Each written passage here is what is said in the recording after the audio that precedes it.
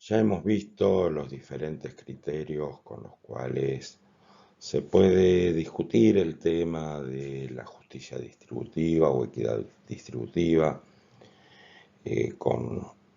donde hicimos menciones justamente al componente subjetivo, y hablar de justicia distributiva o de equidad distributiva va a depender de la mirada que tenga cada uno de los actores, es decir, de la subjetividad o de la ideología que tenga quien plantee esta situación de justicia o equidad distributiva. Ahora bien, dado que la equidad o la justicia distributiva va a tener que ver con el criterio que uno tenga, es imposible de medir. O sea, que una distribución sea justa o no va a depender de la mirada que tenga cada uno de nosotros. En este sentido, no existe la posibilidad de medir equidad o de medir justicia distributiva. Pero es importante, y es uno de los aspectos más importantes con respecto a la intervención del Estado, medir esta distribución del ingreso. ¿Qué es lo que podemos medir con respecto a la distribución del ingreso? Podemos medir niveles de igualdad y de desigualdad. En este sentido, y salvo aquellos criterios que plantean la equidad en términos de igualdad, para el resto de los criterios de medición de justicia distributiva, la igualdad no necesariamente es un sinónimo de equidad o de justicia. Pero la igualdad claramente es algo que sí se puede medir, y a partir de estos indicadores de igualdad uno puede sacar algún tipo de conclusión en este sentido con respecto a la distribución del ingreso. Hay diferentes maneras de o elementos como para poder realizar indicadores de distribución del ingreso y medir esta igualdad o desigualdad en el mismo. Una de las maneras es en función de los factores de la producción, es decir, qué porcentaje de cada uno de los factores productivos de toda la riqueza generada es destinado a la remuneración del mismo. Es decir, de toda la riqueza que se genera, cuánto va en pago de salarios, cuánto en pago de interés, cuánto en pago de beneficios o en pago de alquiler, renta, etc. Digamos que lo que me diría en este sentido, cómo se retribuye o qué porcentaje del total de la riqueza generada es retribuido a cada uno de los factores de la producción. Otra de las maneras en las cuales se puede medir esta distribución del ingreso es viendo cómo se distribuye en los diferentes sectores productivos, es decir, la producción primaria, la producción secundaria y la producción terciaria, digamos, todo lo que tenga que ver con la actividad agropecuaria o la actividad manufacturera o lo que tenga que ver con servicios. En este sentido, más que una distribución, uno lo que podría ver cómo impacta cada una de las actividades dentro de la generación de riqueza, y viendo desde el lado de los ingresos, obviamente, uno también puede ver desde el lado, la contraparte, que sería el aporte que hace cada uno de estos sectores productivos. Otra manera de ver cómo está distribuido es regionalmente por provincia, y de alguna manera uno podría tener, a partir de estas mediciones, ver cuáles provincias están en situaciones de mejores condiciones de vida y cuáles están más postergadas, y puede ser un indicador interesante como para realizar políticas activas redistributivas a nivel federal hacia aquellas provincias más postergadas, para evitar obviamente una disgregación regional o provincial por estas desigualdades territoriales. Y por último, también podemos ver la distribución personal del ingreso. Cuando hablamos de distribución personal del ingreso, lo que estaríamos midiendo es qué porcentaje del ingreso se lleva cada uno de los sectores socioeconómicos, es decir, de los sectores de menores ingresos, qué porcentaje del total de la riqueza es destinado a ese grupo, luego los sectores medios y luego los de mayores ingresos. En realidad se divide la población en partes iguales y luego estas partes iguales se las relaciona con la cantidad de ingresos que tiene de acuerdo a qué nivel socioeconómico tiene cada una de estas. Bien, en realidad nosotros vamos a desarrollar de todas estas dos, una en forma más somera y otra en forma un poco más profunda, que son los indicadores de distribución del ingreso a través de los factores productivos y la distribución personal del ingreso.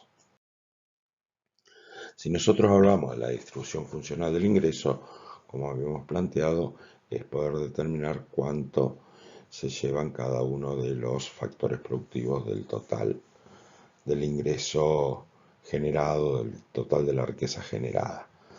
Si nosotros miramos el Producto Bruto Interno, que es el valor monetario de todos los bienes y servicios finales, es decir, la riqueza que se genera durante un año en un país, vemos que en realidad es la sumatoria de las remuneraciones a los factores productivos, es decir, los salarios más la renta o alquiler más el interés más los beneficios.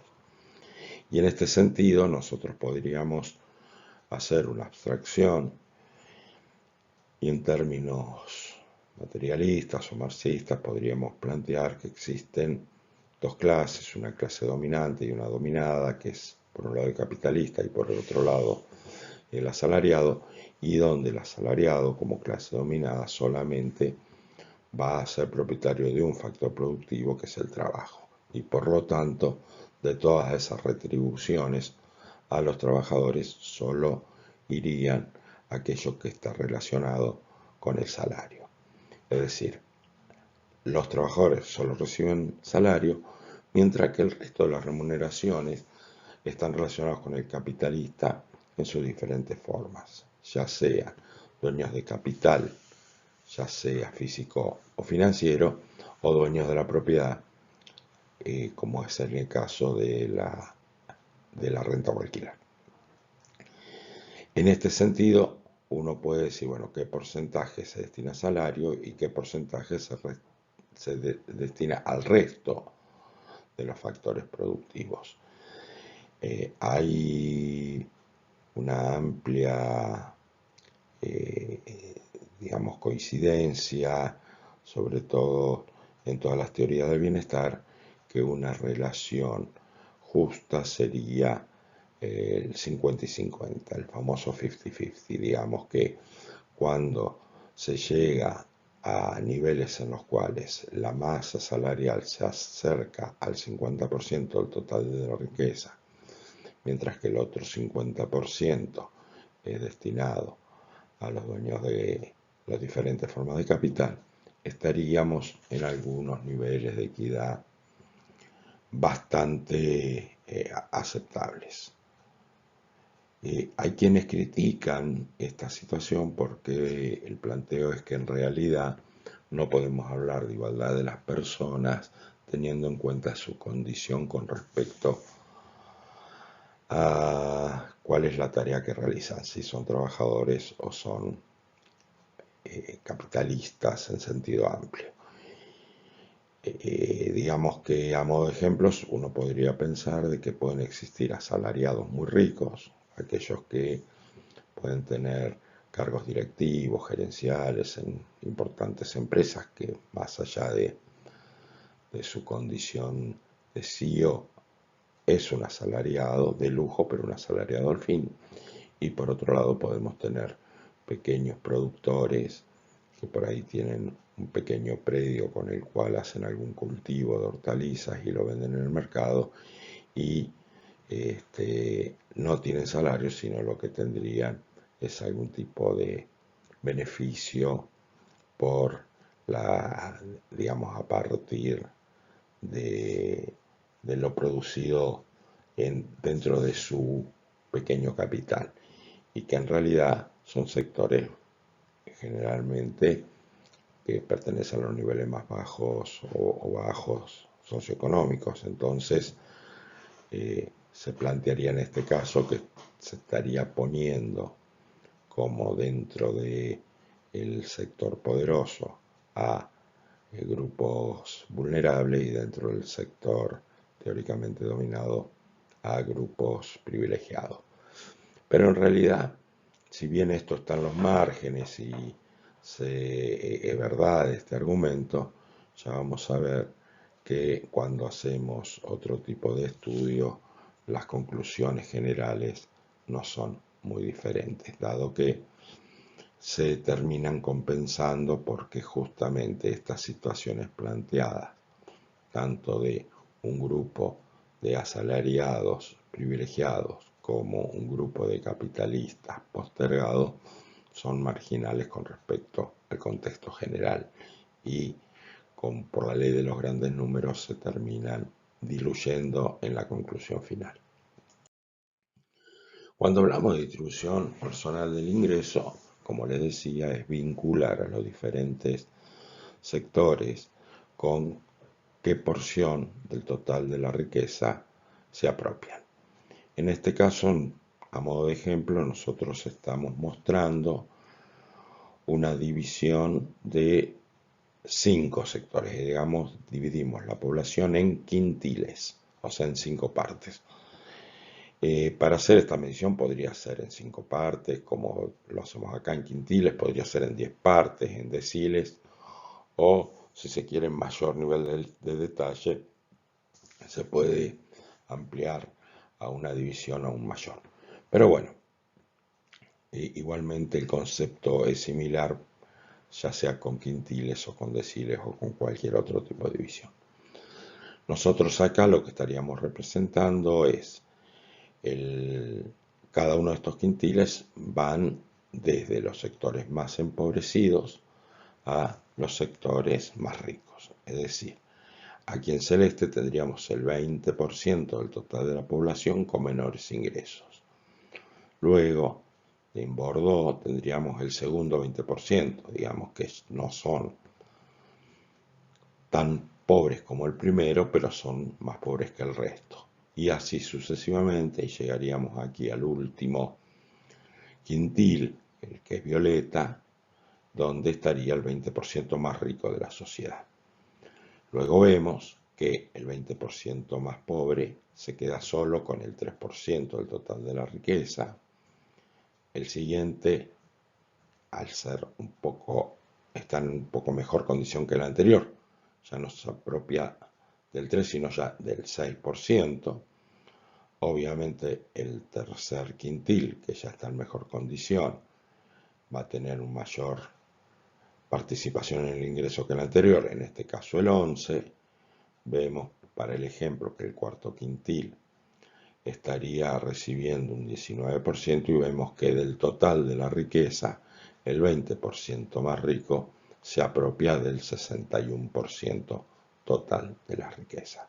Vemos que hay una diferencia entre los más pobres, que para la misma cantidad de personas se quedan con un 3% del total de la riqueza, con respecto al más rico, que se estaría llevando el 61% de la riqueza. Es decir, que cuando nosotros planteamos esto, vamos viendo con esta tabla cómo podemos ir acumulando. Veamos, el 20% más pobre se lleva el 2,9% de la riqueza. Es decir, si acumulamos el 20%, porque justamente estamos recién en el primer quintil, la totalidad de ese 20% se lleva el 2,9%. Cuando nos vamos al segundo quintil, obviamente todos los quintiles son un 20%, vemos que se apropian del 6,2%. Es decir, el 40%, o sea, el 20% más pobre y el 20% que sigue en pobreza, son el total del 40%, se apropian en total ese 40% de la población, el 2,9 más el 6,2 que da el 9,1%. El tercer quintil se va a apropiar del 11% cuando acumulamos 20 más 20 más 20, o sea, los tres quintiles, el 60%, se van a apropiar en total del 2,9 más el 6,2 más el 11, es decir, el 20,1. Para el cuarto quintil, que se apropia el 19,1, le sumamos al anterior, es decir, acumulamos el 80%, el total del 80%, que es la sumatoria de 2,9 más 6,2 más 11 más 19,1, nos da que se apropian del 39,2% del total del ingreso. Y obviamente cuando incluimos el último quintil tenemos el 100% de la población y se hace 39,2 acumulado. Le sumamos el 60,8 que se apropia solamente el 20% más rico, llegamos al 100% de la población y al 100% de la riqueza generada. Con el cuadro anterior, si nosotros hiciéramos un gráfico, nos encontramos en naranja, que es la bisectriz, es decir, donde en un eje tenemos la población y en otro eje tenemos al ingreso, vemos que el 20% de la población más pobre se llevaría el 20% del ingreso, lo vemos aquí en naranja. El 40, el 40, el 60, el 60, el 80, el 80 y obviamente el 100, el 100. Es decir, esta recta naranja o esta bisectriz representarían que el total de la sociedad tiene una distribución de la riqueza perfectamente igualitaria. Digamos, todos reciben lo mismo. Como vemos, si el 20% más pobre recibe el 20% de la riqueza y el 20% más rico también recibe el 20% de la riqueza, en esta recta tendríamos una representación de distribución perfectamente igualitaria. Ahora bien, la realidad no es esa, sino justamente hay diferentes sectores. Estos sectores estarían representados por la curva que vemos aquí en celeste, donde el 20% de la población más pobre, habíamos dicho, reciben solamente el 3%.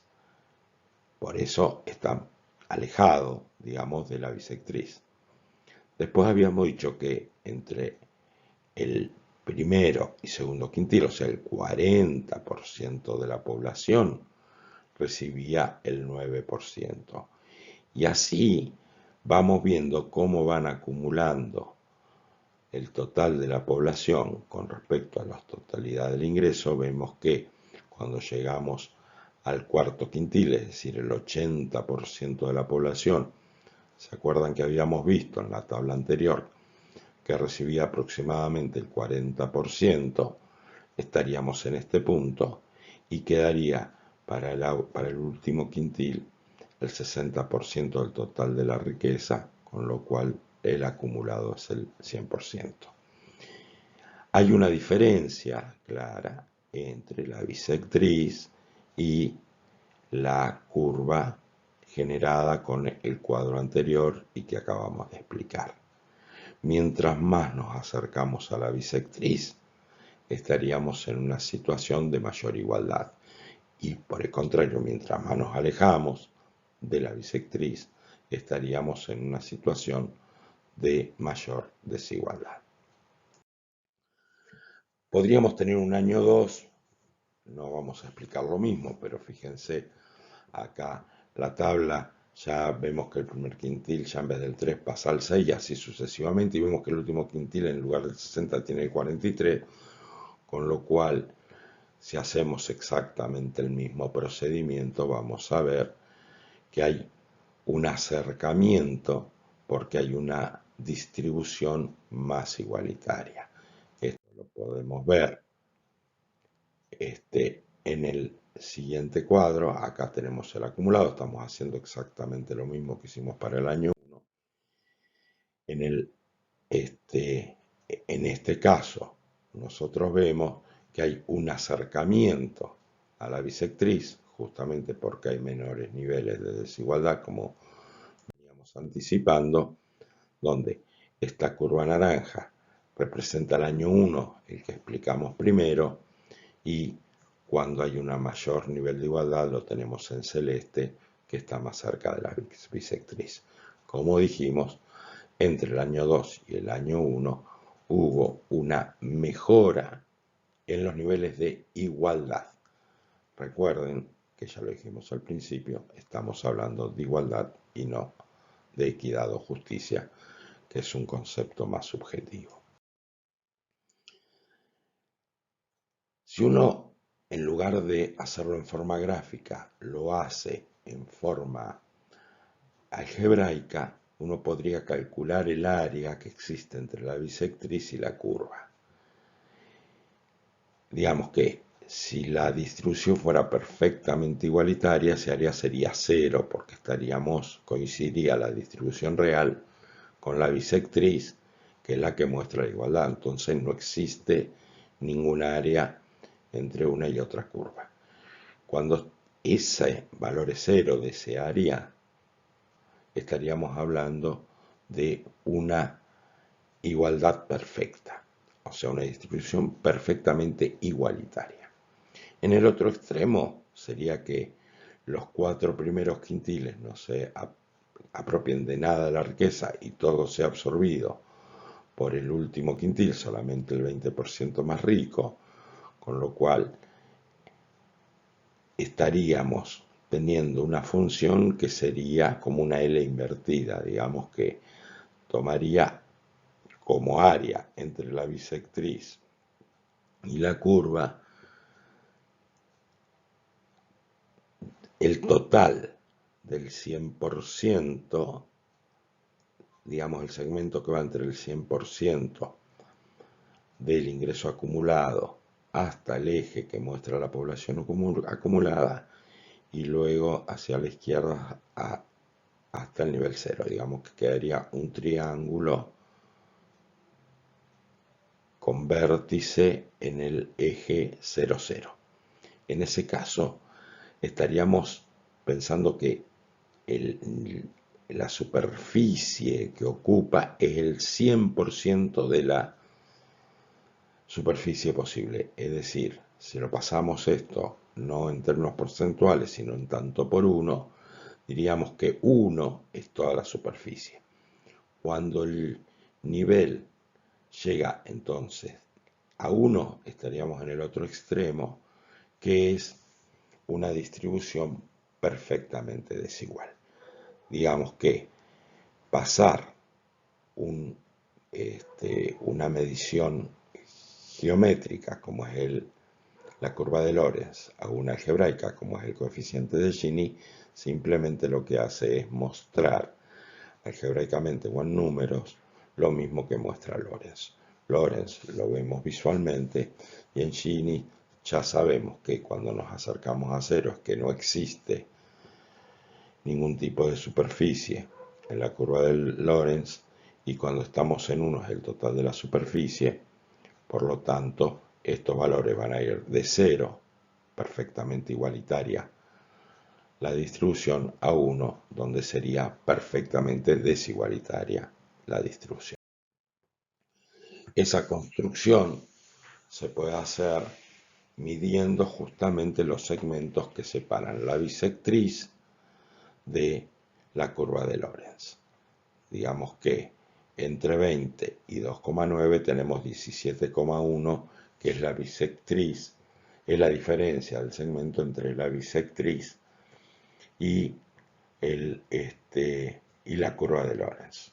Lo mismo podemos seguir entre 49,1, que nos da 30,9, y así sucesivamente, hasta llegar hasta el cuarto quintil, en este caso donde la sumatoria nos da 40,8.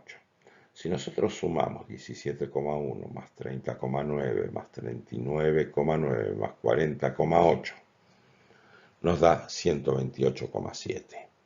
Si queremos ver qué proporción representa eso de el total posible de que separaría la bisectriz a una situación totalmente desigual, vemos que sería la sumatoria de, supongamos, si fuera totalmente desigual, el primer quintil tendría 0, con lo cual 20 menos 0 sería 20 en lugar de 17,1.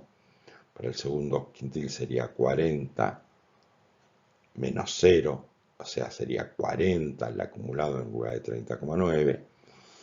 Luego 60 menos 0 sería 60 en vez de 39,9. Y luego 80 menos 0 sería 80 en lugar de 40,8. Si sumamos los 20 más los 40 más los 60 más los 80 nos da 200. La proporción de 128,7 con respecto a esos 200 acumulados nos va a dar el coeficiente de Gini. Y como dijimos, mientras más se acerque a 0, estaríamos en una situación perfectamente igualitaria, y si más se acerca a 1, en una situación perfectamente desigualitaria. Los invito a que hagan el ejemplo de el 20%, se queda con el 20%, es decir, aquí el acumulado sería, en lugar de 2,9, 20, en lugar de 9,1, 40, en lugar de 20,1, 60 y en lugar de 39,2, 80, y verán, en ese caso estamos en una perfecta igualdad, y verán que el valor de Gini le dará 0. Hacemos lo mismo con respecto al año 2 y vemos cómo justamente ese nivel de mayor igualdad del cual nosotros estuvimos hablando en la curva de Lorenz también se representa en el coeficiente de Gini, que va de 0,64 a 0,42, esta mejora de la cual nosotros ya habíamos hablado. En esta tabla nosotros mostramos qué ha pasado en el último tiempo a nivel mundial. Estamos tomando un periodo aleatorio del año 87 a 2013 y veamos qué es lo que sucedió. La riqueza general aumentó un 3,3%. Ahora bien, ese 3,3% todo fue distribuido igualitariamente en toda la población. Y vemos que no. La riqueza de los más ricos aumentó en promedio un 6,8%. Es decir, obviamente concentraron mayor parte de la riqueza. Si ampliamos ese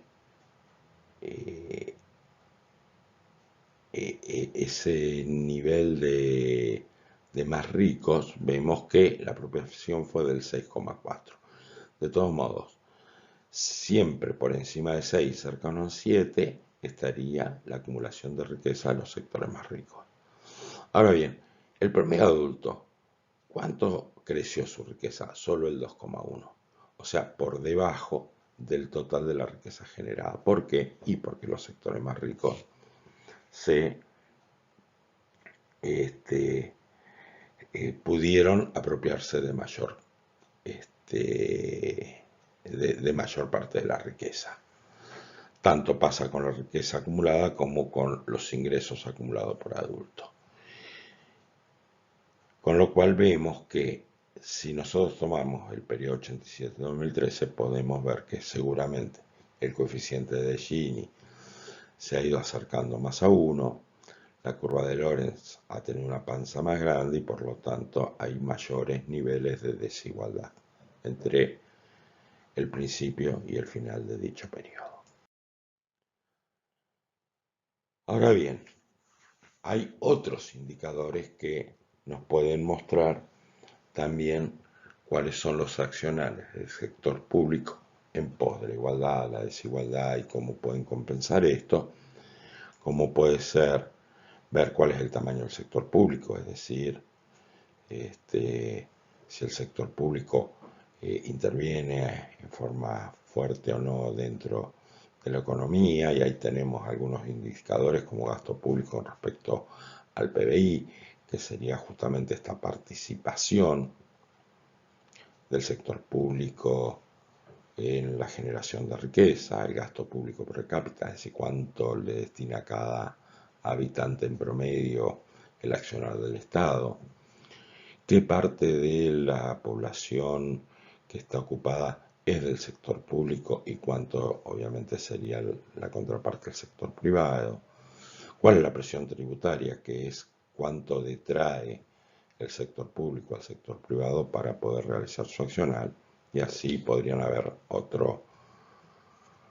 otros indicadores del tamaño del sector público. Ya vimos los indicadores de distribución del ingreso, como el coeficiente de Gini, la curva de Lorenz, y otro elemento que es la brecha de ingreso, que la brecha de ingreso lo que muestra es cuántas veces lo que gana el más pobre es lo que está ganando el más rico. También hay otras como distribuciones regionales del ingreso y los niveles de desarrollo de los diferentes países. Acá tenemos desde el PBI o PBI per cápita, que lo único que estaríamos mostrando es el nivel de riqueza, y vemos que el PBI per cápita en realidad muestra cuánto es la riqueza por habitante, lo cual no quiere decir que cada habitante se haya apropiado de esa riqueza. Digamos que todos estos indicadores per cápita tienen este inconveniente. Para eso se ha generado un indicador que puede ser más relacionado con el desarrollo. Recordemos que el desarrollo y crecimiento no es exactamente lo mismo, y que le suma al PBI per cápita otros elementos que mostrarían mejores condiciones de vida de la población, o en realidad mostrarían cuáles son las condiciones de vida de la población, y podrían darnos mejores guarismos como para poder pensar si ha mejorado el desarrollo o no de esa sociedad. En este caso tendríamos, por ejemplo, esperanza de vida a nacer. En la medida que aumenta, obviamente aumenta el índice de desarrollo humano. Algunos estándares que tengan que ver con educación, como años promedio en una institución, los niveles de profesionalismo alcanzados con respecto a la cantidad de habitantes totales, y obviamente, como habíamos dicho, cuánto es el ingreso nacional bruto per cápita, que no es otra cosa que el PBI per cápita.